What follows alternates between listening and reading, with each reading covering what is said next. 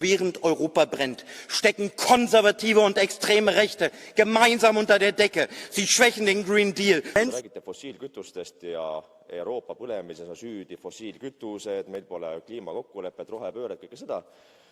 Siis lihtsalt väikene küsimus, et minu teada kliima on alati muutunud, alati läbi ajaloo. Ja aastal 1685 oli Thamesi jõgi nii jäätunud, et seal hobused jooksid. Mis teie arvate?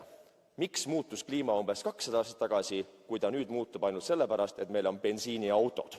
Et kui varem muutus kliima tänu päikesele ja tänu loodusele, siis nüüd ta muutub hoopis sellepärast, et meil on olemas teaduslik areng ja võimalik majandust arendada ka loodusressurssidele. Mis juhtus vahepeal? Miks varem kliima muutus? Menschengemachten Klimawandel zu ignorieren, der wissenschaftlich eindeutig festgestellt ist. Das ist klimaterroristische Ideologie. Ja, te räägite, et keegi peab võtma vastutuse. Siis miks te arvate, et Euroopa peab võtma vastutuse, kui te räägite kliimamuutustest ja kliima soojenemisest, siis ainult Euroopas on vaid märkimisväärselt vähe tõusnud kliimamuutused, samas ülejäänud Aafrikas, Aasias ei ole seda juhtunud.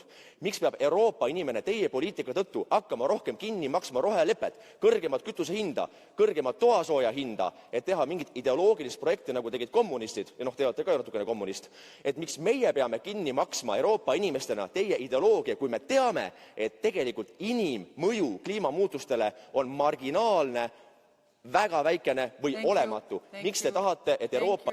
Mr. Madison, thank you.